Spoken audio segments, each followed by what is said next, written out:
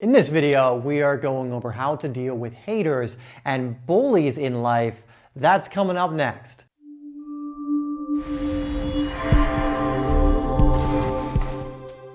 Welcome to HeartSpace. My name is Dave, and if you're new here, we release videos every single day to help expand your consciousness, awareness, and of course, your heart. So if that sounds good to you, make sure you hit that subscribe button and notification bell so you don't miss any of the videos that we release. Now, in this video, I want to go over something that holds a lot of people back, and it's how to deal with haters or bullies in your life from holding you back. How to get to a point where these people are not stopping you from doing what you want to do, and so you can actually move forward. Now, first and foremost, we're actually going to exercise a little bit of empathy. And now I know that's crazy to think of being empathetic towards someone who's a hater or someone who is a bully to you. You know, the last thing we want to do is put ourselves in their shoes, but understand that someone that's like that is probably hurt themselves. You know, there's a famous saying that hurt people hurt people. And that doesn't mean it's right for them to hurt you. It doesn't mean it's right for them to bully or hate on other people. However, just by flipping your perspective and understanding that can make you feel a little bit differently about the situation, that in fact it has nothing to do with you. Another way to look at it is because these people are hurt, because they feel the need to lash out, to criticize, to smear other people, whatever it is, bully other people. You have to understand this is like a drug to them.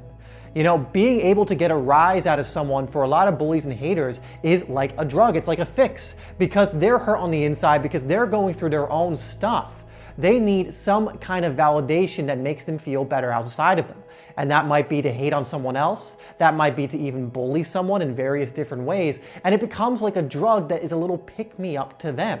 And so in the end, it really has nothing to do with you. And when you come from that perspective and understand it's not really anything to do about your self-worth or about who you are, it makes it much easier to handle these situations. Having this awareness has helped me so much when I'm dealing with haters. And I don't really have bullies in my life anymore, but I certainly did when I was younger, when I was a kid. And having this information, having this awareness would have absolutely helped me to handle and not react in the way that I normally did when those situations were going on. Where my normal reactions were to get sad, depressed, or to fight back and be angry, you know, that's not really beneficial to me. However, having this perspective of understanding why people are bullying or why people are hating on you really helps you to see that it's nothing to do with you and therefore move forward. Again, it doesn't make it right. It doesn't mean don't stand up for yourself. It doesn't mean that you condone someone's actions. You're doing this for yourself. And so you're just changing perspective so you can better handle it and control what you can control, which is you. Next thing is learn to tune it out.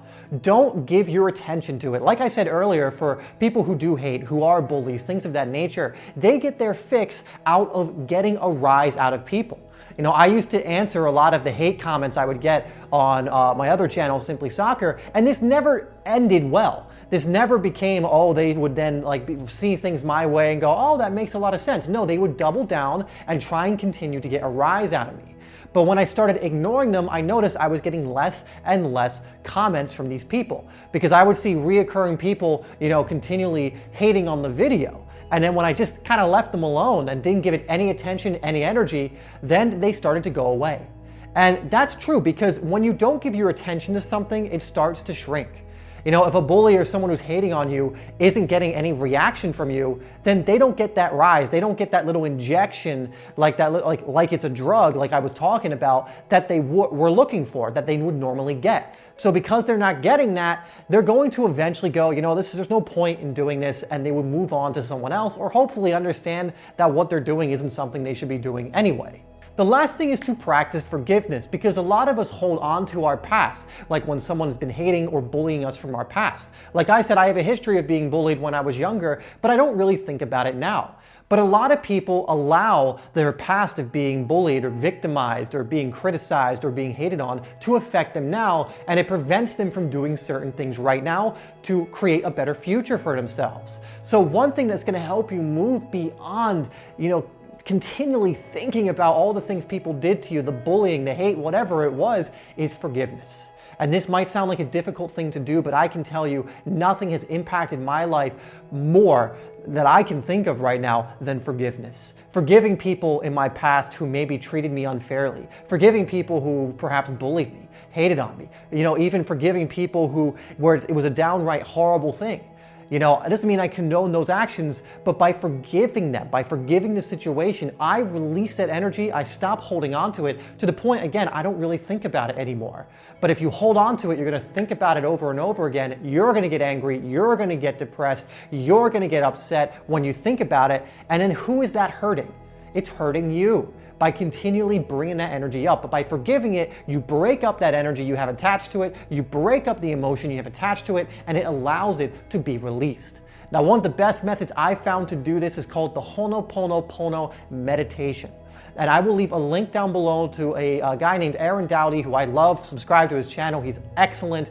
And I've been doing his Ho'oponopono guided meditation almost every day. It takes about 15 minutes. The video itself is 30 minutes because in the first 15 minutes, he teaches you a little bit about Ho'oponopono, and then he gives you a guided meditation. It's so powerful. I've been using it in my own life, and I love it. So that's something you can do in order to stop caring about those things in the past that may have once hurt you, and to stop making those things continue to hurt you, to forgive other people and feel a little bit of empathy, which if there was more empathy in the world would be a better place. All right, guys, so that's it for this video. Let me know some other questions, some other ideas you have or you want me to cover on this channel. Leave them down below. I'm going to put 2 other videos up on screen that you can use to continue expanding your consciousness, awareness, and of course your heart.